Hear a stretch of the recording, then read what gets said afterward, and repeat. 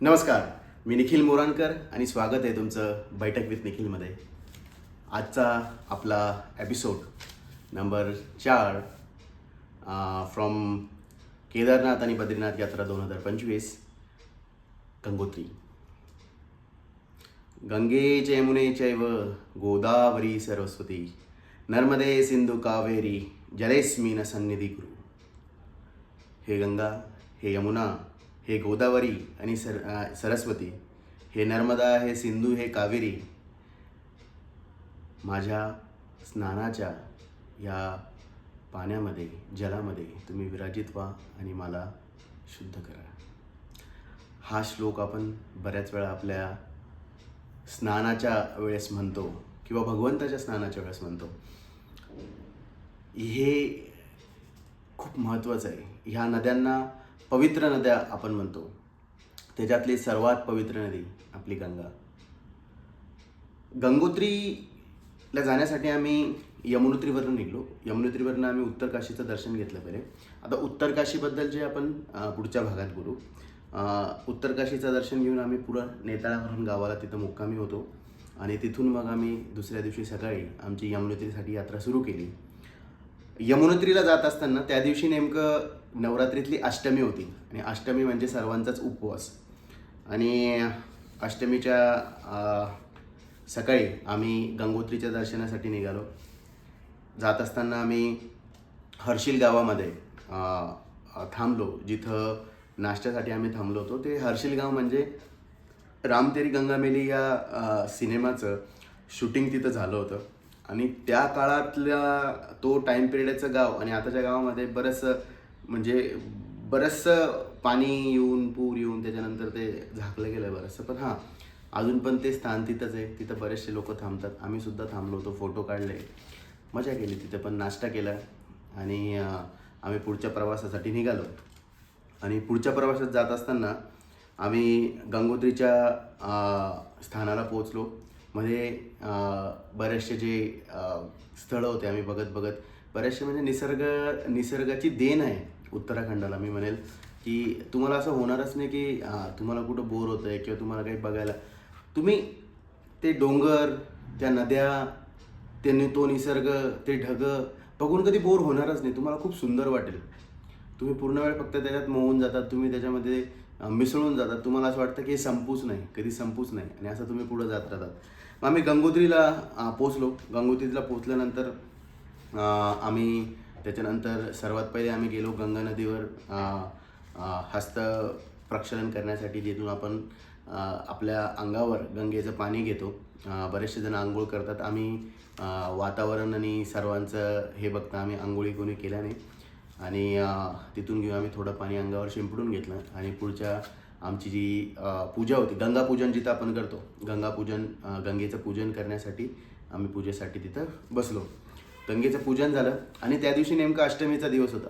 आता उत्तर काशीला, ज्याच्याबद्दल मी तुम्हाला पुढच्या भागात सांगणार, उत्तर काशीला आम्हाला एक परिवार भेटला होता. जसं मी बोललो की आम्ही उत्तर काशीला जायला असताना तिथं, कारण की नवरात्रीचा टाईम पिरियड चालू होता आणि तिथं पण काही संगीत चालू होतं, भजन चालू होतं आणि आम्ही त्याच्यावर सगळेजणं आनंद घेऊन नाचत होतो. आणि त्याच्यात एक परिवार आम्हाला अचानक येऊन जुडला आणि ते आमच्यासोबत त्यांनी पण आनंद घेतला नाचायचा. आणि अष्टमी असल्यामुळे प्रत्येकाची इच्छा होती आमच्या घरच्यांची की जी आहे ते कन्यापूजन झालं पाहिजे. मग आता कन्यापूजन करण्यासाठी आपल्याला कन्या पाहिजे आणि नेमकं त्याच परिवारातली कन्या आम्हाला तिथं दिसली.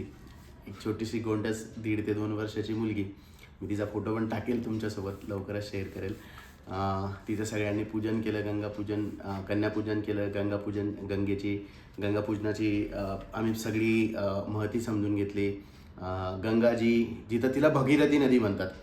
गंगा, जसं मी तुम्हाला बोललो की मी तुम्हाला जे प्रयाग आहेत ते सांगेलच पुढं चालून. जेव्हा गंगा ही बनते भगीरथी आणि मंदाकिनी नदीच्या संगमापासून, ओके. परंतु इथं तिला गंगोत्रीला जी नदी वाहते तिला आपण गंगा म्हणतो, पण तिचं खरं नाव भगीरथी आहे. भगीरथी नदी आपण तिथं होतो आणि तिथंच राजा भगीरथाची तपस्थळी आहे, जिथून त्यांनी गंगेला म्हणजे जिथून गंगेच्या इथं बसून ते तप करायचे. त्याच्यानंतर खरं म्हणजे गंगा नदीचा जो उगम आहे किंवा भगीरथी नदीचा उगम आहे जो त्या गंगोत्री स्थानापासून वरती 18 किलोमीटरवरती गोमुख आहे. ग्लेशियर म्हणतो आपण नॉर्मल म्हणजे ग्लेशियर आहे. त्या ग्लेशियरच्या तिथं गोमुख आहे, तिथून तो गंगा नदीचा उगम जो होतो आणि तिथं जाण्यासाठी जवळपास 18 किलोमीटरचा खडतर प्रवास करून तुम्हाला ट्रेक करून जावं लागतं. नॉर्मली सर्वांसाठी अलाउड नाही आहे गव्हर्नमेंटने, म्हणजे तुम्ही नॉर्मली लोक जात नाही. आपण गंगोत्रीलाच गंगेचं दर्शन घेतो, पण ॲक्च्युली उगम जो तो वरती 18 किलोमीटरवर तुम्हाला जावं लागतं ट्रेकिंग करून. आपण खूप कमी लोक जे ते हौशी असतात, प्रोफेशनल ट्रेकर्स असतात तेच जातात, कारण की पुढं कशाची सोय नाही, थांबायची सोय नाही ना खायची सोय, सगळ्या गोष्टी तुम्हाला करावं लागतात. 18 किलोमीटर झालं, 18 किलोमीटर येणं, 36 किलोमीटर परत काय माहिती काही होऊ शकतं त्याची गॅरंटी नसते, कारण की तुम्ही निसर्गाला चॅलेंज नाही करू शकत.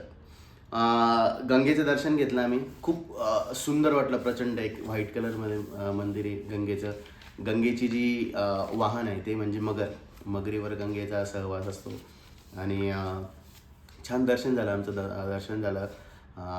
त्याच्यानंतर तिथलं बाजार आहे छोटासा, म्हणजे जाताना तुम्हाला बाजार लागतो. त्या बाजारामध्ये आमच्या घरच्यांनी जे ते गंगापूजनचे गंगाजल विकत घेतलं, काही वाण देण्यासाठी वस्तू विकत घेतल्या. असं म्हणतात की जिथं जाऊ तिथली काहीतरी वस्तू घेऊन यावी, जेणेकरून त्याचा जो ती एनर्जी असते ती आपण समोरच्याला देऊ शकतो, आपल्या प्रेमाने आपण जे भेट देतो म्हणून. त्याच्यामुळे ते आम्ही केलं. थोडासा चढ असतो तिथं जाताना, चढताना गंगेच्या मंदिरावर. खूप असं लांब नाही, नॉर्मली कोणीही जाऊ शकतं, असं अवघड असं काही नाही, तुम्ही डायरेक्टली जाऊ शकतात आणि येऊ शकतात. पण छान असं आमचं तिथं दर्शन झालं. गंगोत्रीला आम्ही दर्शन घेतलं सगळ्यांनी आणि बराच वेळ होऊन गेला होता, सर्वांना खूप जास्त भुका लागल्या होत्या. दर्शन घेतल्यानंतर मग आम्ही रिटर्न प्रवास असताना भैरव घाटीमध्ये जेवण केलं दुपारचं, जेच आपलं दुपारचा फराळाचा उपवास असल्यामुळे फराळ सर्वांनी तिथं केला. आणि भैरव घाटीमध्ये पण आनंद भैरव म्हणून आनंद भैरवाचं मंदिर आहे, तिथं आम्ही दर्शन घेतलं. सर्वांनी बसून कालभैरवाष्टक म्हटलं. छान छान वाटलं आम्हाला तिथं पण. आणि गंगोत्रीचं जे डेफिनेटली जी एनर्जी आहे ती खूप छान आहे. जे पाणी आहे ना, जे नदीचं पाणी, आता मी अमृत म्हणा तुम्ही जल, ते सगळ्यात प्युअर गंगाजल, म्हणजे ते कोणतं मिक्स न झालेले गंगोत्रीला जे पाणी भेटतं ते गंगाजल प्रॉपर.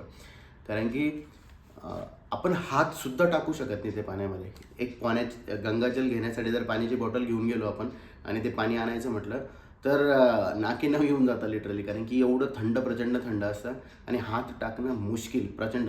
आणि काही लोक तिथं त्या पाण्याने आंघोळ करतात. मी त्या लोकांना खरंच सॅल्यूट करतो की काय त्या लोकांमध्ये कमाल असेल, काय एनर्जी असेल त्या लोकांची, की ते आंघोळ करतात, स्वतःला गंगेच्या पाण्यामध्ये पवित्र करतात. खूप छान आहे. पण नक्कीच गंगोत्री, मी जसं म्हटलं यमुनोत्रीला पण मिस नका करू, गंगोत्रीला पण मिस नका करू. बरेचसे जण आपण जातो आणि हे स्थानं जे ते विसरून जातो, त्या गोष्टी नाही झाल्या पाहिजे. कन्यापूजन गंगोत्री छाडक्या स्थानावर आमच्या आणि अष्टमीच्या दिवशी दर्शन झालं सगळ्यांचं. महत्त्वाचं म्हणजे गंगोत्रीला येताना ना तुम्हाला चायना बॉर्डर पण लागते, म्हणजे तिथून एक 70 किलोमीटर रस्त्यामध्ये 70 किलोमीटरवर चायना आहे, फक्त चायना बॉर्डर आहे. खूप जास्त लांब चायना तिथून नाही आहे, 70 किलोमीटरच्या अंतरावर तिथून आपली चायना बॉर्डर आहे. आम्ही हर्षिल गावामधनं जेव्हा येत होतो, हर्षिल गावची तर आमतेरी गंगा मेलेची शूटिंग झाली ती ऑगस्ट 2025मध्ये. एक गाव आहे जे गंगोत्रीला येताना लागतं, त्याचं नाव आहे धराली गाव. तिथं आत्ता महापूर आला होता, आपण सगळ्यांनी बघितलंच आहे. जे महापूर आला होता ज्याच्यामध्ये तिथली जी खीरगंगा नदी आहे, त्या नदीच्या याच्यावर ढगफुटी झाली होती. तिथून पूर्ण गाव अस्तव्यस्त झालं, पूर्ण गाव जे ते डुबलं. दुकानं, गाव, लोक ते दबलेत. अजून माहीत नाही त्याच्या खाली किती लोक दबलेले आहेत, काय नाही. ते गावाचे तिथं जे काम चालू होते ते सगळं उत्खनन करून गोष्टी काढायच्या. किती म्हणजे निसर्ग जेवढा प्यारा असतो ना, निसर्ग तेवढाच तुम्हाला त्रासदायक पण ठरू शकतो जर तुम्ही त्याचे नियम पाळले नाही तर.